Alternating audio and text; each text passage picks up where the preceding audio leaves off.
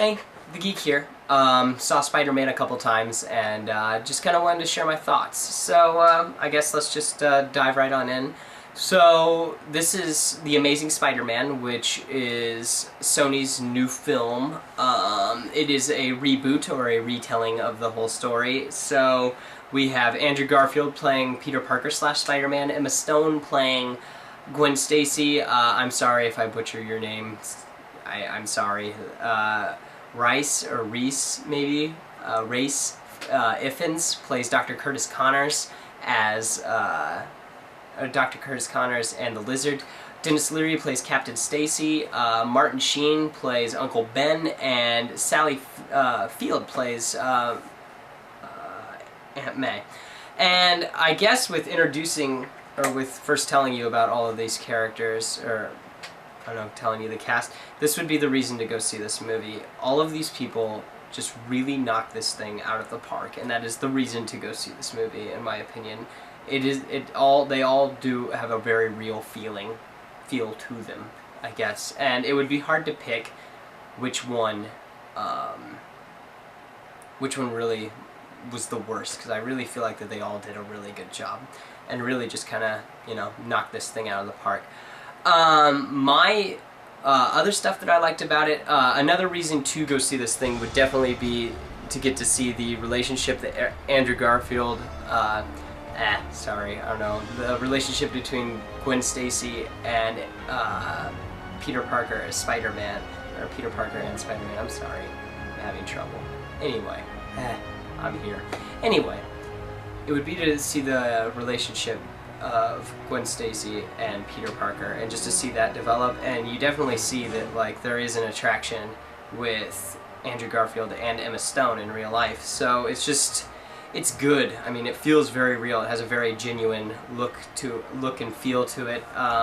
It's very natural. And I feel like that those are the best parts of the movie, to see them together. Another thing I really liked, I like seeing Andrew Garfield as Spider-Man. I don't really care for him as Peter Parker, but I like him as Spider-Man. He's witty, he's sarcastic, he is, kicking butt, shooting webbing, like, he looks just like how Spider-Man should be. He's moving like Spider-Man. It was just, they did a good job with being creative with Spider-Man, with having him upside down and having all kinds of creative angles, having him chill on top of webs, and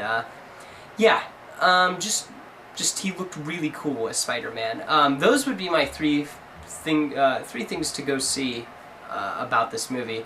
There was definitely not my favorite Spider-Man, but definitely not my least favorite Spider-Man. Some of the things that I didn't really care for about this movie would definitely be, I was kind of unsure of where they were trying to go with this movie. It seemed like they were trying to play the whole, like, the dark hero, more like a Batman story. It's a much darker origin story, but at the same time there was a lot of really campy stuff happening with him destroying the basketball goal and him also destroying the football goal. I was just kind of, I don't know, it just didn't really, and him slamming the door to his house and shattering the glass. Like, I mean, I feel like that, yeah, I understand at the end of the movie, like, it seems like everybody and their brother knows that he's Spider-Man, but I feel like even that is going to be giving yourself away. I wish that he would have hit it more. Let's touch back on the character of Peter Parker. I trying not to compare it too much to the Raimi films, but I definitely like Tobey Maguire as Peter Parker better. This Peter Parker is different. He's way more sure of himself. He's a different type of geek.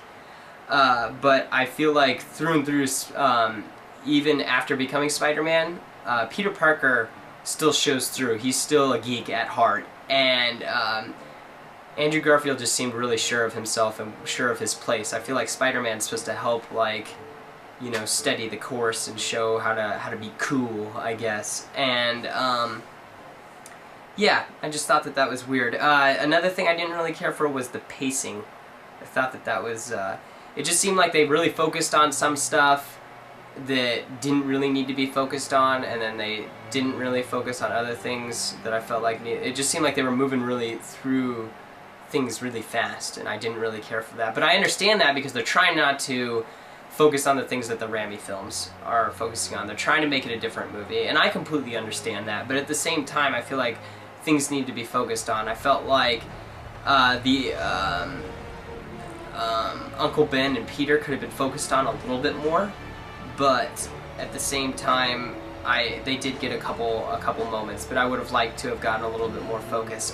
With the lizard, Dr. Connors, I wanted it to be a little bit more of a tragedy, but they didn't really focus on it. Did you see that he was wearing a wedding ring? He's wearing a wedding ring, but they don't even focus on that. I mean, it's kind of a whole, like, I don't know, like, you're supposed to feel happy for him and his family, you know, he gets his arm back and everything, but then it all goes wrong. But then, yeah, we didn't even see his family. I don't know, they didn't even touch on that at all, which I thought was strange.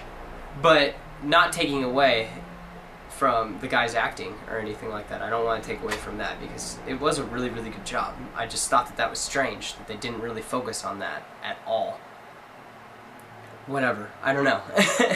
Anyway, I like the movie. I like it. It's not my favorite, but Spidey's my boy. So he's my favorite superhero.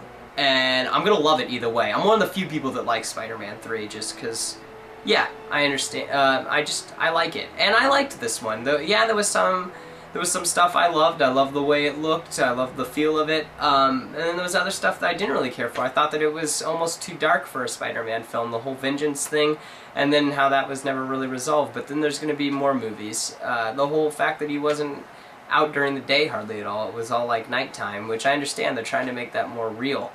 I mean, like, as many things I didn't like, there was things that I did like. So, yeah, I'm really on the fence about this movie. Yeah. Here's one last little thought. I heard rumor, well, I guess, Andrew Garfield was seen outside of a Marvel studio with, a bunch of Thanos comic books. And rumor has it that he may be, he might be in the next Avengers film. And a certain ex-co-host of mine thinks that that's a great idea.